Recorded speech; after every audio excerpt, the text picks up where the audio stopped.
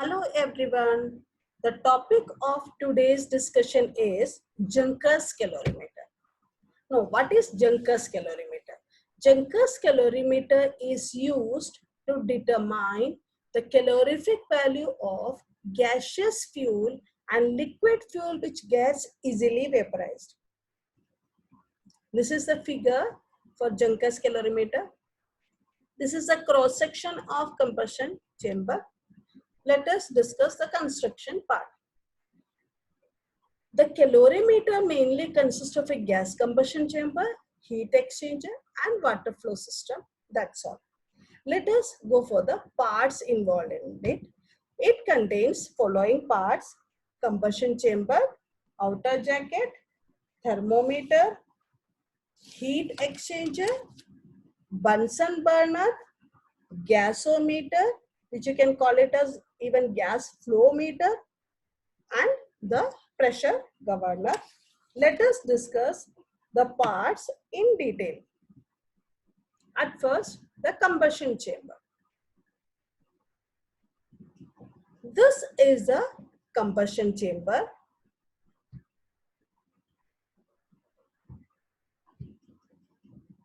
This is the combustion chamber. Here, the gaseous fuel whose calorific value is to be determined burns. This is surrounded by a water jacket through which a number of flues pass. The combustion chamber and water jacket surrounding it is covered by an outer jacket made of chromium to reduce the heat losses.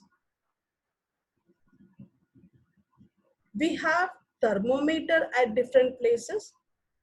This thermometer is at the inlet of the water to know the initial temperature of the water. This thermometer is at the outlet of the water to know the final temperature of the water. The third one is present at the exit of the gases to measure the temperature of outgoing gases. We have a heat exchanger also. This is designed for maximum efficiency of heat transfer and is made of heavily tinned copper sheet.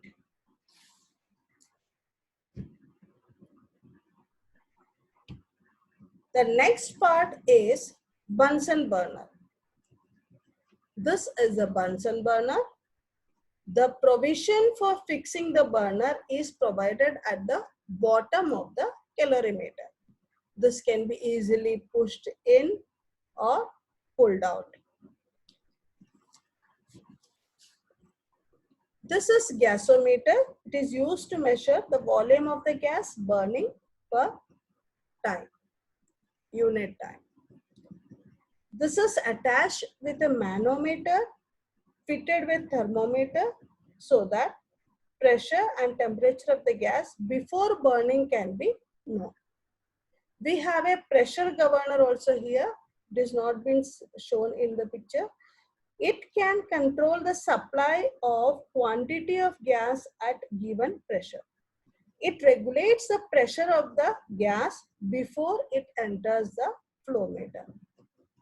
Now let us discuss how this calorimeter works.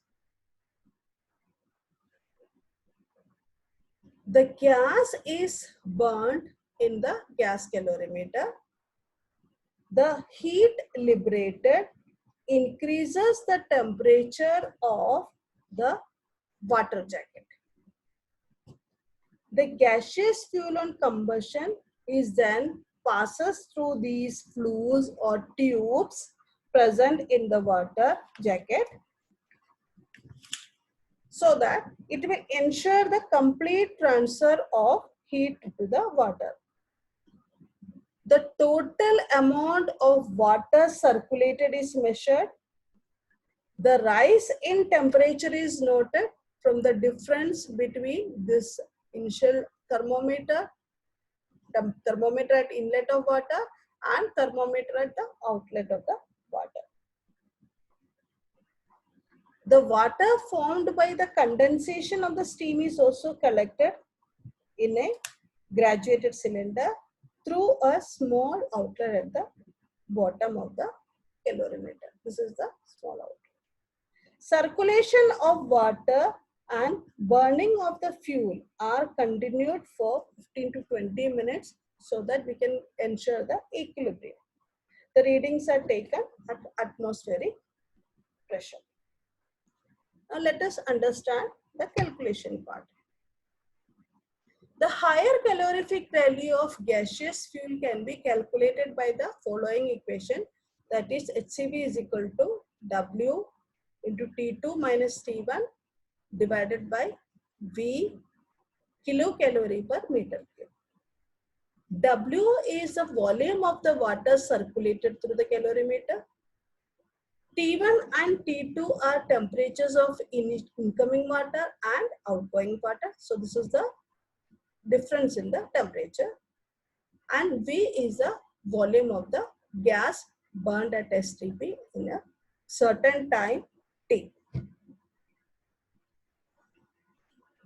LCV, that is nothing but lower calorific value, is equal to HCV, that is higher calorific value, minus M upon V into 587, where M is nothing but mass of the steam condensed in certain time T, which we can get it from the graduated cylinder, and M upon V is the amount of water condensed from the steam produced by burning 1 meter cube of the gas. So this M upon V into 587 is nothing but latent heat of steam per meter cube of gas at 15 degrees centigrade. Like bomb calorimeter that is used for calculating the calorific value of solid fuel, here also we have some corrections that has to be considered during the calculations. The corrections are simple, but still we need to do it in the calculations. The recorded volume of the gas should be corrected to STP, standard temperature and pressure, by measuring the atmospheric temperature and pressure in the meter. And if there is a change in temperature, then for every change in temperature above room temperature, 5.1 kilocalorie has to be added to the result of kilocalorie per meter cube that we get from the above equations. Now let us go for a numerical so as to understand the calculation of that also. We have been given in the question that a gaseous fuel was burned in Junker's calorimeter to find out high and low calorific value. The following data were obtained. So we need to calculate higher calorific value and lower calorific value. The given quantities are volume of the gaseous fuel burned in certain time is 0.02 meter cube. Volume of the water collected is 5 liter. Volume of the steam collected is 2.5 ml. Temperature of inlet water, that is T1, is 30 degree. Temperature of outlet water, that is T2, is 40 degrees centigrade. So with these quantities, we need to calculate HCV and LCV. We have the formula HCV is equal to W into T2 minus T1 upon V. W is 5. T2 and T1 temperature difference 40 minus 30, and V is the volume of the fuel whose calorific value has to be determined, that was 0.02. So we get the value as 2500 kilocalorie per meter cube. We have another formula, lower calorific value is equal to higher calorific value minus M upon V into 587, which is nothing but the latent heat of steam, that much kilocalorie per meter cube. By putting the values of HCV and M and V, we can have these calculations. 2500 as HCV from here and 0.0025 M, and V is 0.02 multiplied by 587. So we get the answer as 2426.6 kilocalorie per meter cube as LCM.